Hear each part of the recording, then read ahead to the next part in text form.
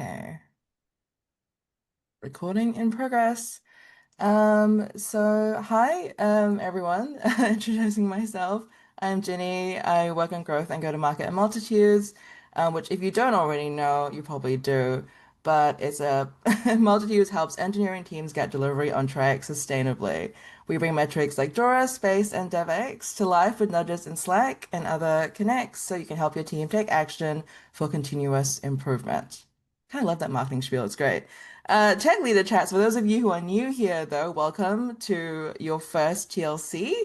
TLC, the community, is one where human-centric engineering and product leaders learn and grow together. We, Multitudes, the company, sponsors this community, which is why we put on these Tech Leader Chats. And normally they're like once a month, but we actually have three in the next 6 weeks. So strap in, buckle in. It's going to be exciting. And I will have links to the next TLC at the end of this presentation. So our plan for today is we've got a 35-minute presentation and Q&A session, which will be recorded, as I already said, and shared afterwards. And then there'll be a 15-minute like breakout type group exercise with your peers, which won't be recorded. So that's the one where obviously go hard, right? Like just say, contribute as much as you want, be really analytical and critical. That's the point of everything. So, and along the way, I'll be monitoring the chat as your facilitator for the event. So if any questions that kind of like come to mind as you're talking, just write them down and I'll collect them all at the end, basically. And we'll ask them to Supriya before the group exercise. I know we always get some drop off in the middle, but please, please, please stay to the end. I promise you, Supriya's exercise is the big value part of the session. So if you can and you aren't like sandwiched by meetings, please stay past the presentation. I guarantee you will not regret it. And today I'm just going to quickly introduce Supriya, our actual esteemed speaker, who's going to be running through everything. So she was previously the CTO at ReadyTech, and she's speaking today on how to lead through the AI transformation in engineering, especially with how quickly things are moving in the industry with AI. There's lots of upheaval amongst engineering teams. Teams' ability to adapt to these changes is crucial, but what do leaders have to do in order to enable this type of wide-reaching change? And I know Supriya mentioned that this session isn't all about just giving you answers. It's meant to be about also empowering you. But I think that we can agree as leaders, it's not just about results. It's about being inspiring, adapting quickly, and also leading with purpose. So Supriya's session will explore the key differences between managing and leading, how to adapt your style to fit different situations, and also how to steer your team successfully through uncertainty and big changes like AI. So with that in mind, I'm going to stop sharing my screen and pass things over to Supriya for her presentation section. Um, Thank you, Ginny, and welcome everyone. I'm just going to share my screen, and but before I do that, what I would like to do is a small exercise. I know uh, people are joining from different parts, mostly from, I'm assuming, mostly from Australia and New Zealand, but if anybody is from other parts of the world, welcome. It is morning here, 9 o'clock in the morning for me in Melbourne. And I'm sure different times people have come out of some meetings. So we'll do a quick exercise just to settle down and calm ourselves a little bit so that we are here present to get on with this, the presentation that I have to share with you. So what I would like all of you to do is please put yourself on mute if you have not, and just try and, feel the tip of your tongue, roll your tongue inside your mouth and feel the sensations that you're getting while you're doing that. You might be tasting, something, or if you feel like you need a sip of water, feel free to do that as well, just to connect with your sensations that you're getting in your mouth. Yeah. Next, what I would like you to do is look around you and say out loud names of 5 things that you can see around you. It can be anything, whatever you're seeing around you. It can be a pen. For example, for me, I see a mobile phone here. I see a glass of water. I'm seeing an ink bottle, an ink pen, and my laptop in front of me. So Just say out loud those 5 things. So you're connecting with your sensation or your sense of vision and connecting yourself to the place that you are in at the moment.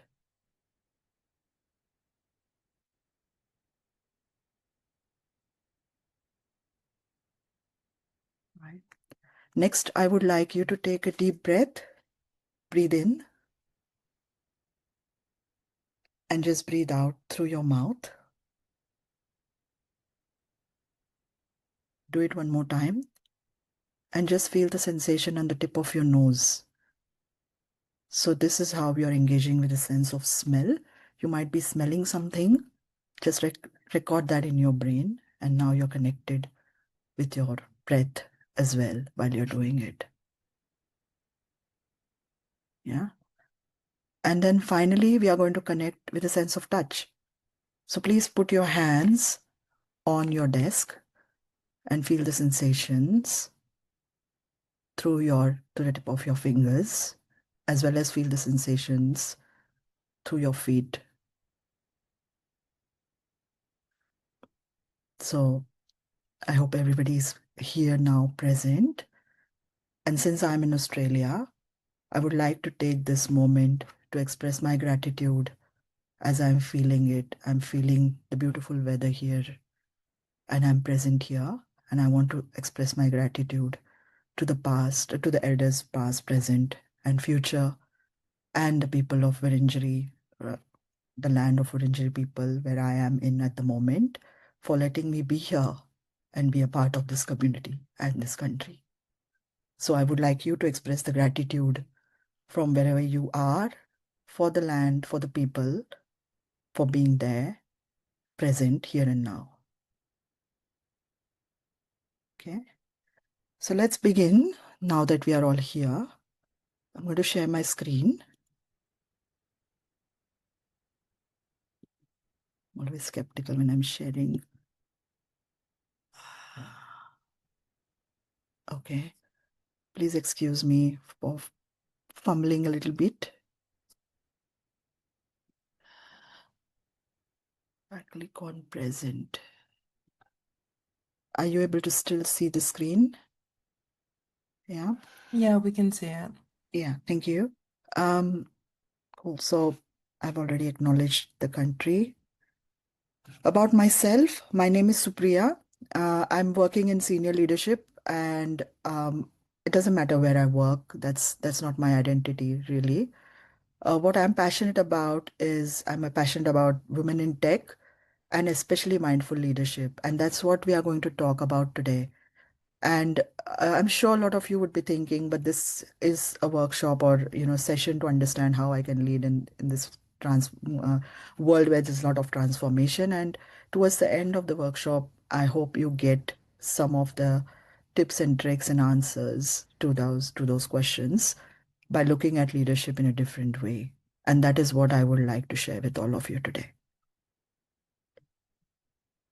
So some of the topics that I will be covering is about leadership, what traditional leadership has always looked like, what is mindful leadership, and um, I heard about the word mindful leadership quite recently, maybe in 2022, when I did a subject at Melbourne Business School with Professor Amanda Sinclair, and she has written 2 really good books, and that's when I got introduced to mindful leadership. And today I would like to give you all a glimpse of why it is interesting and how that is really important in this world, and why we should be talking more and more about it. And then the third form of leadership that we will talk about is authentic leadership.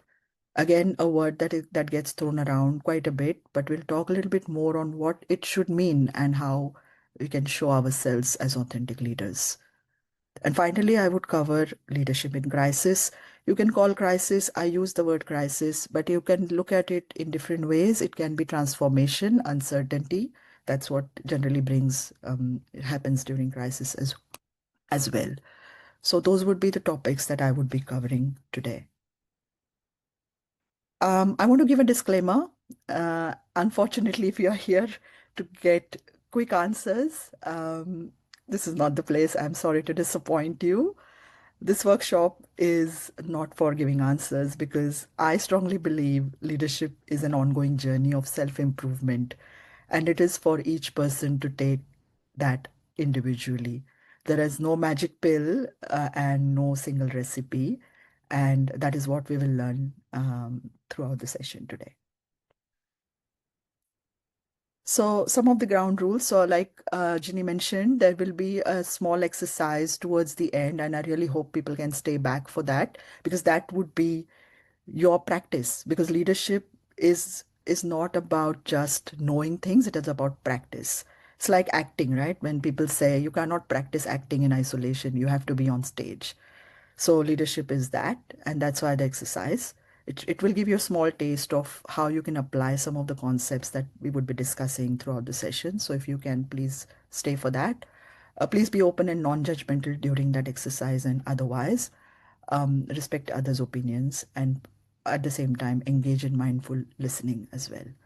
And I would really like to thank all of you for being here today, taking a time out from your busy days to come and listen to what I have to say. And I hope you get the best out of this session as well. So let's talk about leadership and understand why leadership is always equated to authority, and is it really the case? So, traditional leadership, as we know, we always associate it with titles, with positions, with authority. You know, the president of a country is considered a leader, a CEO or a manager is considered to be a leader in organizations. What is that? What does that mean? Authority is basically something that is given to you, and that is considered leadership in traditional sense. It is a position given to you. It is not something that you would have achieved, but it is there are expectations, others' expectations that are set on this particular person who is in that position of authority and is considered a leader. So that is how traditional leadership is defined. It is about doing. People are put in those positions because they have a vision. They are able to sell their ideas. They are doing the talking. They are the voice. And they are striving to achieve future goal. Those are the expectations that are set on leaders. And they are set by others. So these are external expectations. And leaders are looked to be as action oriented. You always want a direction to be given by leaders, something that people will look upon as to what the leader is going to say. So that is traditional leadership. Stereotypically, when you think of a leader, it's always a male, unfortunately. Right now, if I ask you to name leaders, generally there are male names that come to your mind. 6 foot tall, so you can see even figuratively when you have to imagine a person in a leadership position, you think about tall leaders, and that's why people like Napoleon or Mahatma Gandhi get called out because they were not tall. Many a times you can, those are exceptions that get called out because the stereotypical vision of a leader is always that tall male human, standing strong, and that's how leadership is believed to be. But is that necessary? Let's see what happens if we don't want to look at it from that sense. So what I want to do here is give two examples, and let's talk about how leadership has presented itself over a long period of time in different forms. So I'm going to give two examples. One is from historical books. Centuries ago, something happened. And the other one is closer in recent times. And we'll see how leadership emerged in both the situations. So let's talk about the historical example first. So I come from India, and people who don't know about his Indian history, centuries ago, India was constantly being raided by foreign invaders. And, it used to be Mughals coming in or Turks, basically people from the Balkan region, from Middle East, who came to India wanting to capture the land. And Indian people, that was the only thing that the residents, the original owners of the land, knew, that they were going to be constantly ruled. So for centuries, people were just being ruled, and they were always living in fear as to which next invader will come and rule over them. But then a 16-year-old boy, who was the son of an army general, he started thinking that this has to change, and he wanted to inculcate that sense of, the thought of freedom in the minds of the people. Now it was unheard of, because imagine if the only life that you know is one of being ruled and one constantly living in fear for centuries, like your parents, your grandparents, their great grandparents, that's the only life they know. Suddenly somebody's coming and saying, hey, we should own our own land. And this 16-year-old boy, he just collected his friends. He got his friends together who were all the same age, around his age. And they were sons of farmers and tradespeople. And he started inculcating that idea that we should own our own land. That was unheard of. But he brought about that change. He brought about that um, revolution in a way. And lo and behold, within 20 years, he was able to establish his own rule or get back the land. And he never called it as his own rule. Even today, the key thing that he inculcated in the people is, it's not a rule of one person. It is your land. You are owning it, and you have the right to decide what you want to do with it. So that was the thought that he brought about. And that was the starting point of modern day India, what we see today, the Indian land. And that's how the whole, having India owned by Indian people got inculcated. So today we know him as Chhatrapati Shivaji Maharaj. He's one of the great figures, historical figures of the 16th century. He started the whole revolution that India should be owned by Indians. So, as you can see, he was not in any leadership position. He was a 16-year-old. And imagine in that day and age with no social media, just a bunch of his friends coming together with no proper education, just fighting and learning the skills of how to use the weapons by themselves, and then capturing the land back. The other example that I want to give is in the recent times. So at the turn of the century, as we know, around 2000, um, the modern software development was not what we see today. It was in a very waterfall model. A lot of developers were frustrated, business owners were frustrated. The digital age had moved, modern computers were there. People were able to build things pretty quickly compared to the punch cards and the old compilers that were then in the 70s. But the processes had not changed, and there was a lot of frustration in the developers in the digital organizations or software organizations at that time. So what happened? A bunch of people, 17 developers, they got together and they discussed, and they all said, well, this has to change. And as we know, the Agile Manifesto was formed by these people. Now, if you see, these were, again, they were not in any power or any privileged position, any authority. They were not CEOs or CTOs or, owners of any businesses. They were software developers, just like millions of software developers today, but they saw the need for change, and they came together and they pushed for that change. And that's how Agile Manifesto was formed. And that has changed the way software development happens today. We all know Agile. We use it as, a lot of people today don't even know how waterfall works. So that is the level to which change happened. Now, what does this show us in both these examples?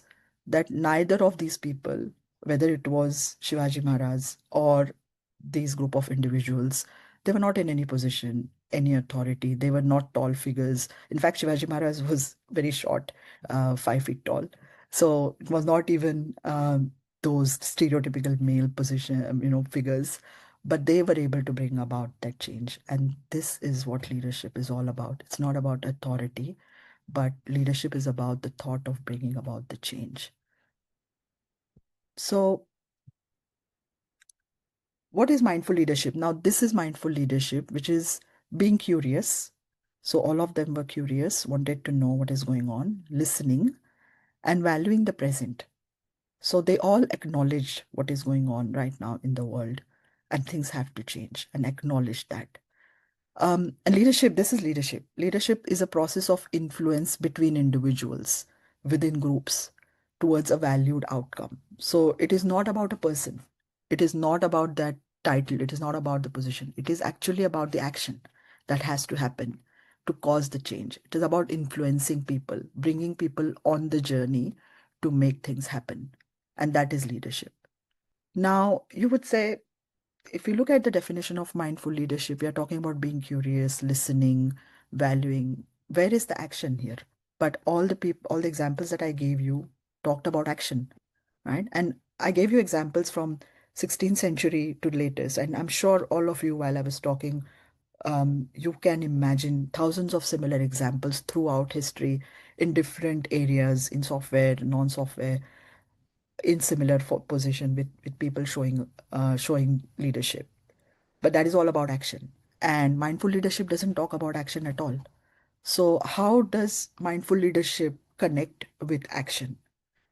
Um, for that, we have to understand that it is about the process that leads us towards the action.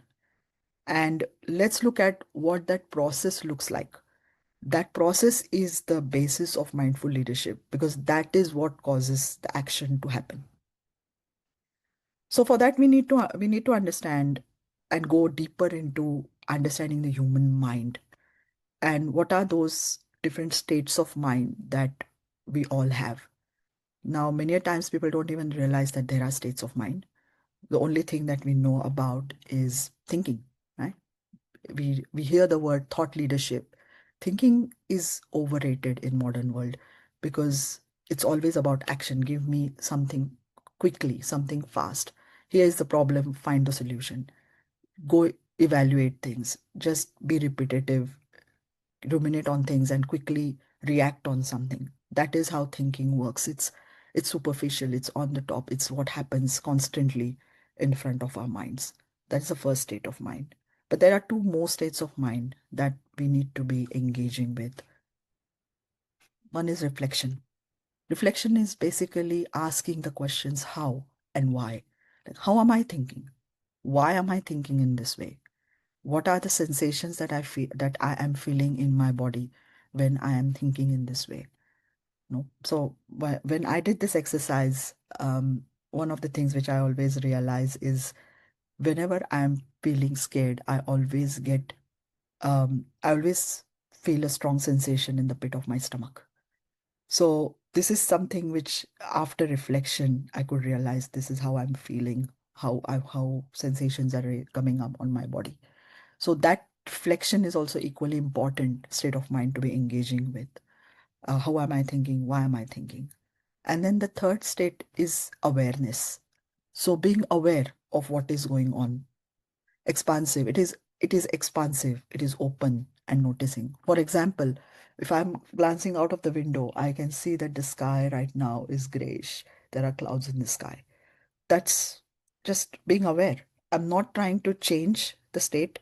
I'm not trying to change the sky from being gray to sunny or blue.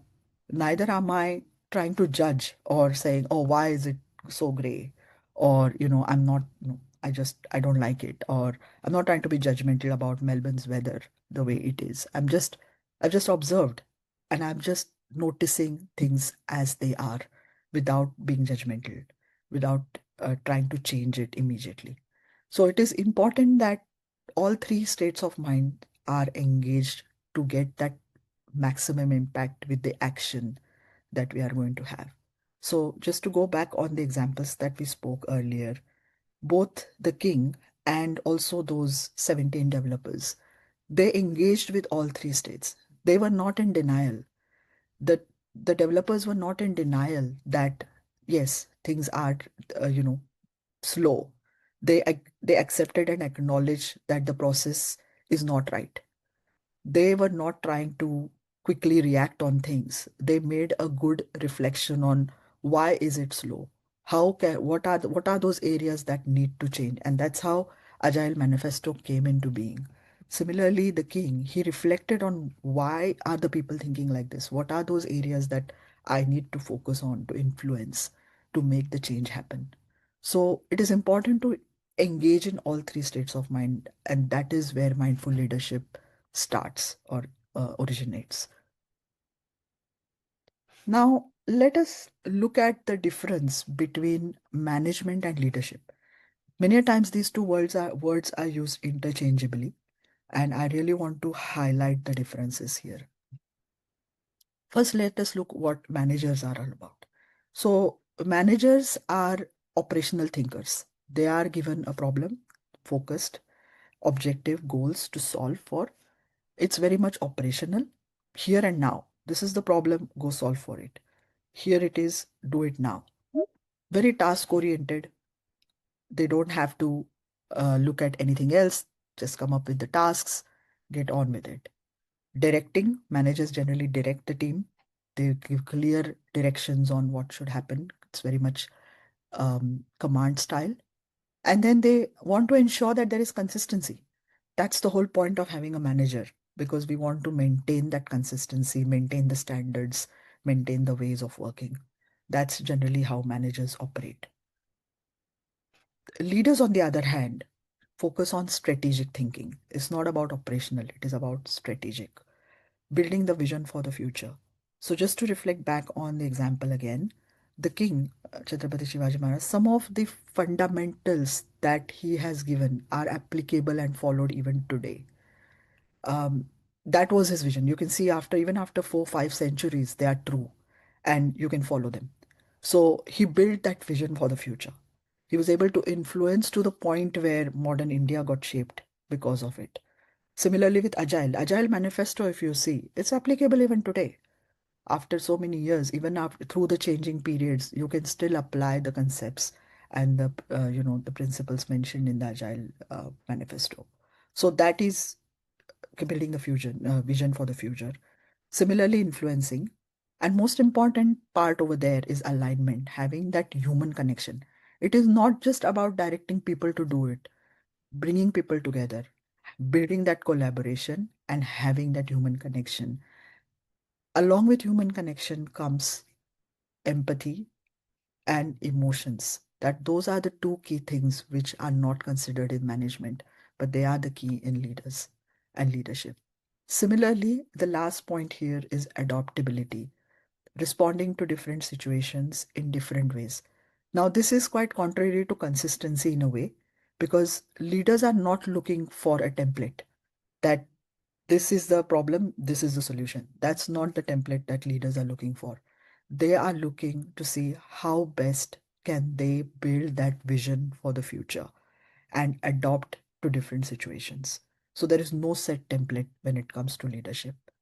And that is the difference between management and leadership. Yeah. So now let us look at what authentic leadership is about. We've spoken about mindful leadership. We'll see what authentic leadership is about.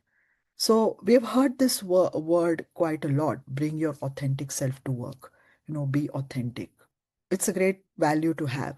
Authenticity is always connected with honesty, integrity, and truthfulness. It is about self awareness and being true to your values. So if I believe in something, if I believe in openness, transparency, I will always be true to that. That is my authentic self. We should be able to hear, reflect, and take account of all the different perspectives in a balanced way when we are authentic, and being open to feedback as well when we are authentic. So these are all good qualities. But what happens generally when people say they are authentic, over a period of time, that authenticity starts to fade away because biases start to build up. We have seen that in cases where, in so many organizations, you see the way they started. And if you ask people today, the people who have worked there or who have seen that organization change, they might say, oh, that organization is not the same anymore. They talk about these values, but it's not the same. That is because people start wearing masks, and these masks are worn to satisfy some external stakeholders, to satisfy and maintain an image in the market, or within their team members, or around the people that they have, for the people around them as well. So authenticity generally starts to erode over time to suit the needs of the time and situation. Now, that is quite uh, paradoxical in a way, because on one side we are saying authenticity should be about truthfulness, honesty, integrity, and on the other side, if it is changing, that's not really authenticity at all. You're basically trying to say things that people want to hear or people want to see. And many times when this change happens, people feel like they're able to mask it very well, but that's not the case. People around start seeing through that very quickly. They start seeing through that change as well. And that's where the trust breaks.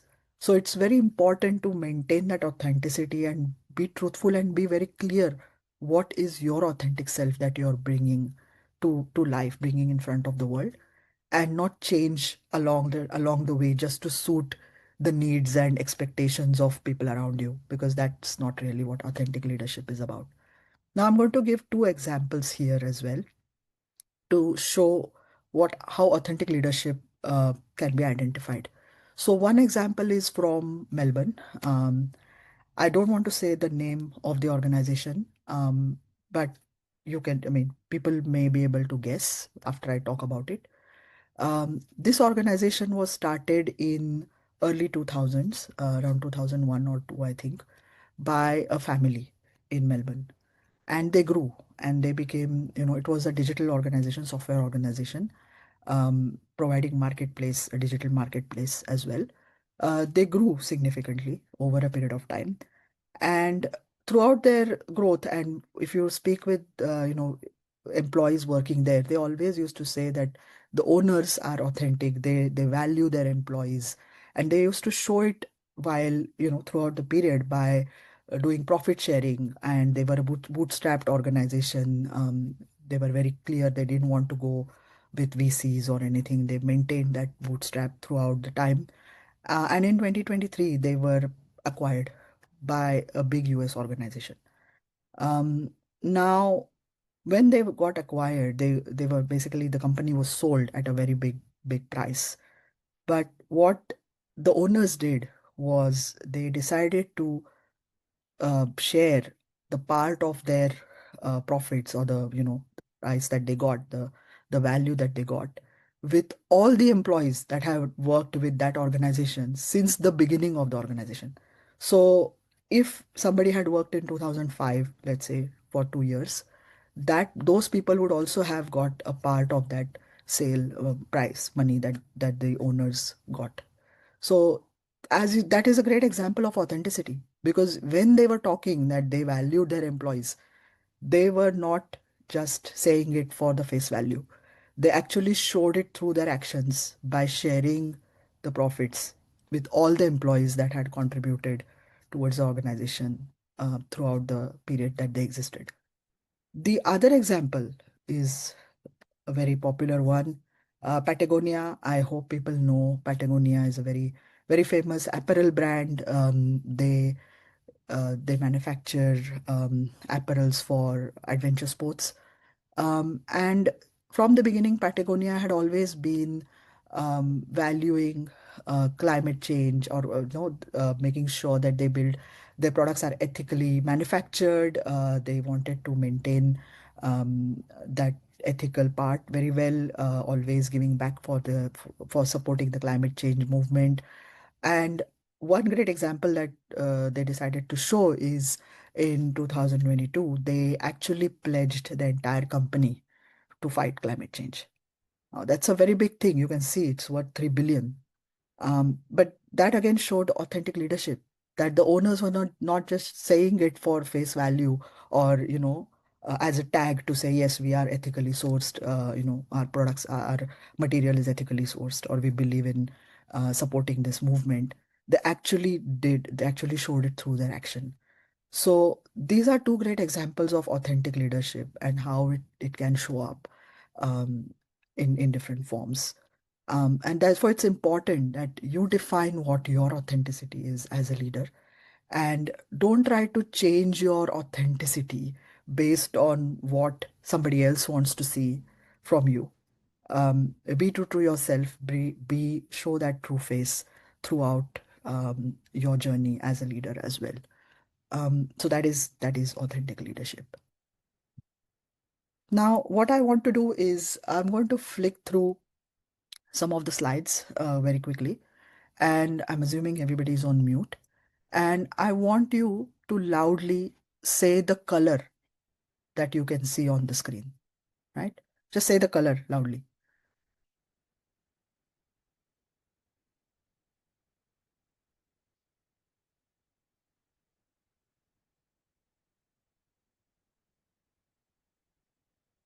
Okay.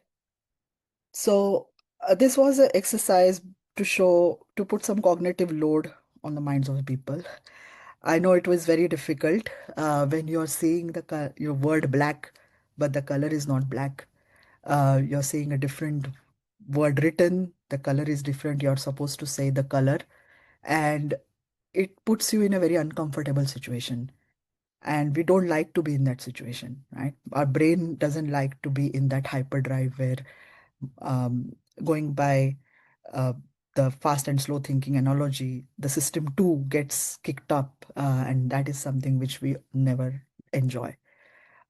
But that is what happens when things are in chaos, uncertainty, and crisis, right? Crisis situation, everything is chaotic. What you see is not what it is. You're not sure what to do, and you human mind doesn't like to be in that situation. We want to get out of that situation as quickly as possible, um, go into certainty, stable, stability. But this exercise was a very brief exercise, less than a few seconds, just to give you the taste of what it feels like in crisis or uncertainty. So that brings me to the topic of leadership in crisis. So what happens when your brain is in that situation, and what happens when an organization is in a crisis or in an uncertainty state? We'll again look at two different models here. One is the traditional model, what happens, and then what should happen, or in a mindful, if you were to apply mindful leadership, what should happen and how you can actually manage crisis better or that uncertainty better. So in traditional model, people like to take charge, right? So everything is going fine. Suddenly there is, you see your business is not growing as it should grow. There is some external, challenges that are coming in. Leaders generally, or management people, leaders in the organization, they like to take charge. That's where they are like, I know what to do. I'm going to take charge. I want to see action. Let's set some goals. I will tell the team. And suddenly you see from the top messages coming out that the organization has decided everybody has to come to office 5 days a week. Nobody knows why. They have decided that's how it will happen. Or they have decided that you have to start using these software tools. It has been decided. Somebody has taken charge. Lot of times in such situations, trust, accountability, the standard words that you hear from the organization get thrown out of the window. Leaders like to bring their favorites or people that they trust the most together to come up with an action plan. So it is all about action. What is a better way of doing, in my opinion, is to listen, to be open, right? Don't try to get out of that uncertainty too quickly. And that's where we start engaging with the states of mind that we spoke about earlier, right? Reflect what is going on, right? Collect as much information as possible rather than taking back the charge, give charge. No? Collect as much information, bring people together, reflect what is going on. Most important piece here is to acknowledge emotions. Many a times leaders are given, they are thought to be good leaders when they don't show emotions, when they are calm. This is one of the virtues that are considered in traditional leadership, is how calm the leader is in a crisis situation. That is where you're not acknowledging the emotions. It is important to acknowledge the emotions. Even if, as a leader, for example, if I am scared or I am anxious, it is important for the leader to acknowledge it, to let people also acknowledge their emotions. What are they feeling in this situation? Step back, let things emerge, and stay in that uncomfortable situation for slightly longer rather than going out of it. Because many a times when you are in that situation, you see better solutions emerge than what otherwise would have had what you were thinking is the right way of doing things. So I don't want to go too deep into it. I'm also careful, being mindful of time. But in leadership crisis as well, you could apply those mindful leadership principles and get into better management of the crisis and better solutions that can emerge. I wanted to touch upon a very good example here, which I'll quickly talk about in 1 minute. This is about an example that happened during 9/11. So 9/11, the closest hospital over there, on the day, unfortunately, the ER department was being run by a junior resident. Now, nobody had imagined something like that would happen. So obviously, people, had told him it's okay, you will be able to manage it. The senior resident will come in a few hours anyways. It's a regular day. We expect a normal number of cases to come in. So nothing unusual would happen, right? But 9/11 happened, and suddenly there was a influx of all sorts of cases coming into the ER because that was the closest hospital. And for this junior resident, it was very difficult to manage the situation. So instead of showing his leadership or saying, I am in control, I will somehow figure out what to do, he actually acknowledged that I am a junior. I've never faced this situation before. Let me bring together people who are more experienced here, like the nurses and other staff. And they actually came up with their own process to manage the situation on that day. So all the standards were thrown out of the window, all the standard procedures to manage ER cases, triage was thrown out of the window, and they built their own processes. And that's how they managed the crisis. So he was able to acknowledge his emotions, step back, reflect what is going on, and how best he can respond to it. There's a great episode about it on the Moth podcast. If anybody wants to hear, the doctor has told. But when I was listening to it, I could immediately realize he was actually showing mindful leadership in that situation. Um, so, some of the strategies to adopt: close attention and sensitivity to operations, reluctance to simplify. So, don't try to simplify the process if you see a crisis. Don't, I, this is very uh, paradoxical in a way, or going against the incident response, or we have those processes already in place. But sometimes you have to understand that it's good to throw some of those processes out and instead let new processes emerge in crisis situations. Under specified decision structures, don't try to keep too much hierarchy when it comes to decision making in crisis as well. I'm just skimming through some of these things because they are very standard. I'm sure most of the people would already know about it. Also being mindful of time here. So before we go on to the case, are there any questions? We do have some questions from the audience actually. So we've got two. I'd like to probably highlight the first one, which Lauren also copied into the chat here. When there's lots of pressures coming down on leaders, for example, if the board says that engineering needs to get 20% more productive with AI, how can leaders create space for the listening and reflecting that you've indicated is so important? Mm, That's a good question. And over there, I would still say, yes, there is always pressure coming. And that is where you need to, first of all, acknowledge that there is pressure and bring your team together and get them, give them the whole picture. Try to engage with your authentic leadership over there, where if your authenticity is like, I'm going to be transparent as much as possible. To Of course, there are certain rules where you have to keep things confidential, but try to give them the whole picture so that you can engage with them as well to say, what can we do about this, rather than showing that I'm a leader, I'm in control, I know what to do about this. So that is where you will engage with those different states of mind to reflect on it along with your team and see. Sometimes you might get inputs from unusual places as well, which you may never have imagined.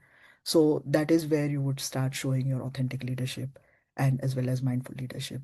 So being transparent, sharing as much as possible, and being in that space. I know there is pressure. It is always something that you have to act on very quickly, but it's important to hold on to that uncertainty slightly longer, um, and acknowledge that yes, there is uncertainty, and let us see what how best we can come up with something. I hope I have answered your question. Thanks, Supriya. That was great. And then maybe just one last quick one, if you can answer it in a minute, so we have time for the group activity. This one came through from people when they were signing up for the talk. So people were thinking already in advance about what they wanted to ask you. And a common theme actually was, how would you manage up as a leader yourself to a leader who struggles with inspiring others?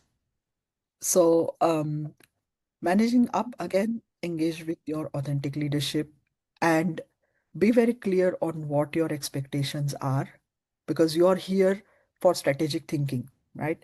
Don't think too operationally when you're managing up as well. Ask, be very clear that as a leader, I want to think strategically. I am thinking for the future. So I would set those expectations with my seniors as well to go, this is where I would like to think. This is where I would like to cause the change. Now, please give me more information so that I can make it happen or I can think and reflect on it better. Because many a times we don't ask enough questions. We just go with what is being told. I think it's important to reflect and say, okay, what is missing over here? And acknowledge that I don't have all the information. I need more information. So asking those questions and showing, being curious and showing that curiosity would help break that barrier to go. So even if your manager is also thinking in an operational way, he or she, they might also be able to start noticing that, okay, I need to get more information because I don't have that information. So that way we can start influencing people. Unfortunately, I don't have enough time to cover the influencing part. It's a completely different topic. Of Hopefully, I'll course. talk to Lauren and see if I can have another talk around the whole influencing piece as well, because there's a big, set over there which I can share. Great. Thank you so much for your answers, Supriya. I'm going to stop the recording.